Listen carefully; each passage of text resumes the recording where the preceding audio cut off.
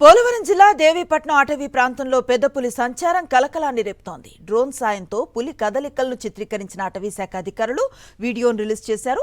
అడవిలో స్వేచ్ఛగా సంచరిస్తున్న పులి దృశ్యాలు అందులో స్పష్టంగా నమోదయ్యాయి. సమీప ప్రాంతాల ప్రజలు అప్రమత్తంగా ఉండాలని హెచ్చరించారు. పశువులను మేపేందుకు అడవిలోకి తీసుకువెళ్లేటప్పుడు జాగ్రత్తలు పాటించాలని సూచించారు.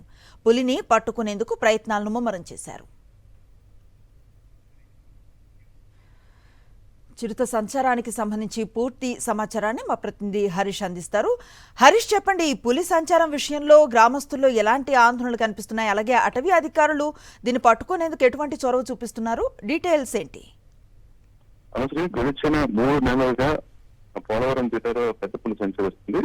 గతంలో ఇదే పెద్ద పులిని 4 నెలల క్రితం చంద్రాపురంలో పూర్ణాపురంలో పట్టుకోవడం జరిగింది. దాన్ని అక్కడి నుంచి విశాఖ జూకి తరలించి ఒక రేడియో ట్రాకర్ ను దానికి అమర్చిన తర్వాత పాపకొండలో అభయారణ్యం విడిచిపోవడం జరిగింది. అయితే అక్కడి నుంచి మళ్ళీ వెనకపచ్చిన పులి మొత్తం ఏజెన్సీ పోలవరం జిల్లాలో అన్ని ప్రాంతాల్లో అక్కడే సంచరిస్తుంది. ప్రధానంగా స్థానికంగా ఉండే ప్రాంతాల్లో దూడలు అదేవిధంగా పశువులు అంతా ఎక్కువగా ఉండటం వల్ల ఈ పశువుల్ని వేటాడటానికి ఎక్కువ అదే ప్రాంతంలో సంచరిస్తుంది. ఇప్పటిదాకా దాదాపు 38 పశువుల వరకు చంపేసినట్టయితే స్థానికులు చెప్తున్నారు.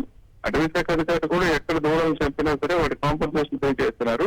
పుల్లు పట్టడానికి అనేక రకాలైన ప్రయత్నాలు చేసినా సరే ఎక్కడ చిట్ట పరిస్థితి కనిపించట్లేదు. ఒకవైపు ఈ థర్మల్ ఇమేజింగ్ డ్రోన్లను అదేవిధంగా రేడియో ట్రాకర్ ఉపయోగించి ఎక్కడికక్కడ పులి సంచారం ఎక్కడ జరుగుతుందో తెలుసుకుంటారు తప్ప దాన్ని పట్టుకునేందుకు ఎక్కడ ఏర్పాట్లు చేసినా సరే ఏదో సంఘటనలు తప్పించుకుని వెళ్ళిపోవడం జరుగుతుంది.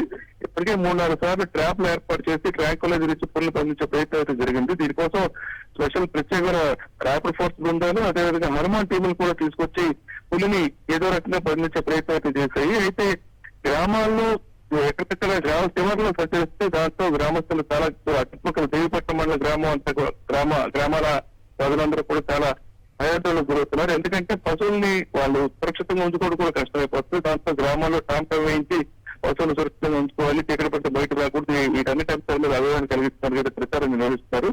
ఇప్పటికీ దాదాపు 3 నెలలుగా ఈ ప్రక్రియ అయితే కొనసాగుతుంది. ఇప్పుడు మరోసారి పెద్ద ఎత్తున పుల్ని పండించేందుకు ఏర్పాట్లు అయితే చేస్తారు. Right, thank you Harish. మరిన్ని అప్డేట్స్ కోసం ఛానల్ ను సబ్స్క్రైబ్ చేయండి. నోటిఫికేషన్స్ కోసం బెల్ ఐకాన్ పై క్లిక్ చేయండి.